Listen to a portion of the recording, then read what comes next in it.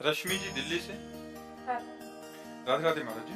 महाराज जी, अगर कोई व्यक्ति हमारे सीधेपन का फायदा उठाकर हमारे साथ छल कपट करता है या विश्वासघात करता है तो उसे क्या हमें अपने जीवन से त्याग देना चाहिए? नहीं, इस परिस्थिति में खुद को कैसे प्रसन्न रखें? देखो, भगवान के परम भागवत अवतारी पुरुष धर्मराज युधिष्ठिर, भीम, अर्जुन, नकुल, सहदेव अपने बाहुबल से इंद्रप्रस्थ की स्थापना की और पूरे विश्व को परास्त करके सम्राट बने, और शकुनी ने पासे में सब गायब कर दिया। क्या भगवान उस समय सुदर्शन चक्र का अगर प्रयोग कर देते शकुनी के ऊपर तो सारा खेल समाप्त हो जाता, कौरव भी बच जाते और पांडवों को भी दुख ना भोगना पड़ता, पर ऐसा कुछ नहीं किया। शकुनी ने 12 वर्ष का वनवास और 1 वर्ष का अज्ञातवास पांडवों को निश्चित किया, और ऐसे महावीरों को, ऐसे अवतारी पुरुषों को भारी कष्ट भोगना पड़ा छल के कारण। तो हमें लगता है कि कहीं न कहीं भगवत विधान होता है। जो आदमी छल कर रहा है हमारे साथ, शायद है कि हमने पूर्व जन्म में उसका कुछ लिया होगा।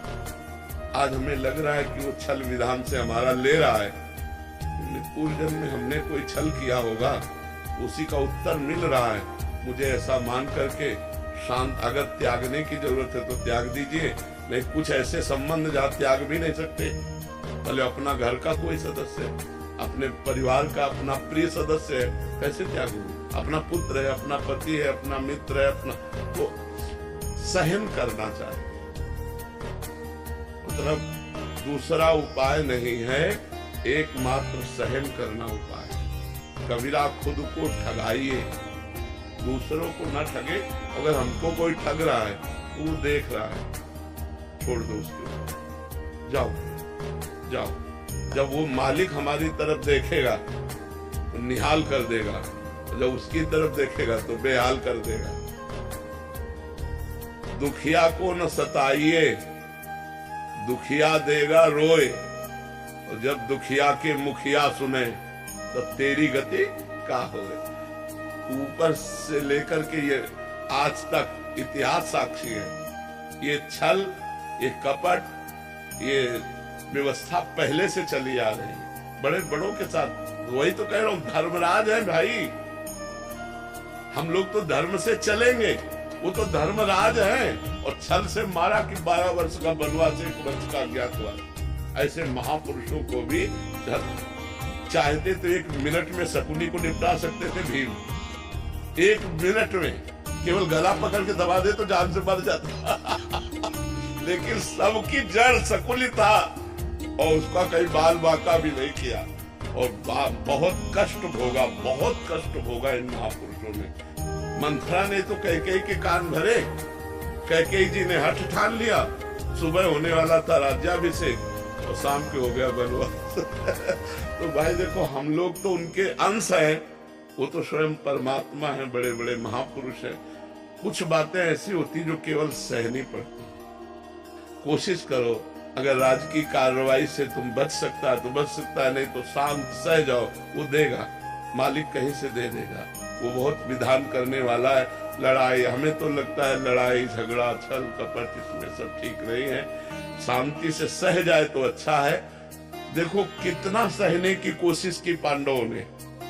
पहले कहा था कि जब अगर 12 वर्ष का वनवास, 1 वर्ष का अज्ञातवास आप पूरा कर लेंगे तो पूरा चक्रवर्ती राज्य आपको मिल जाएगा। जब पूरा कर लिया तो उनका राज्य नहीं देंगे। बोले आधा दे दो, बोले आधा भी नहीं देंगे, बोले 5 गांव दे। आप देखो ईमानदारी की हद और बेईमानी की हद। पांडवों ने कहा 5 गांव दे दो, तो भगवान से क्या कह रहा दुर्योधन? सूजी अग्रे न केसवा, सुई की नोक भर नहीं देंगे। विनाश कर दिया। फिर 100 के 100 मरे, 99 नहीं, 100 के 100 मरे। तो इसलिए अपने को चाहिए कि दबता चला जाए, कोशिश करे कि लड़ाई झगड़ा ना हो, सह जाए।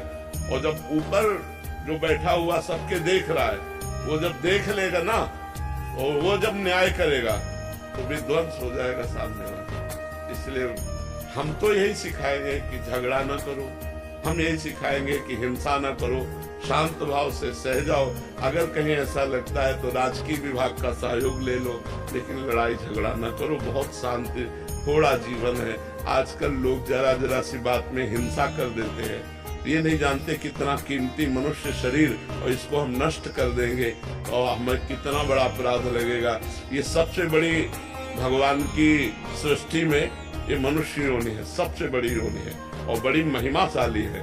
इसके द्वारा बड़े बड़े पवित्र कार्य किए जा सकते हैं, पर लोग जरा जरा सी लड़ाई में एक दूसरे की हिंसा कर देते हैं, या जरा सा ऐसा समस्याएं आई तो पूरा परिवार जहर खा लेते हैं। ये सब नहीं करना चाहिए।